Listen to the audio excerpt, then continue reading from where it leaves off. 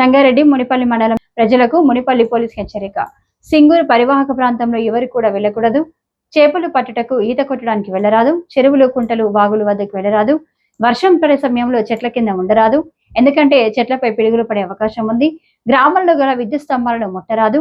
గ్రామాలలో పాడుపడిన ఇండ్లలో ఉండరాదు అని రాజేష్ నాయక్ తెలిపారు.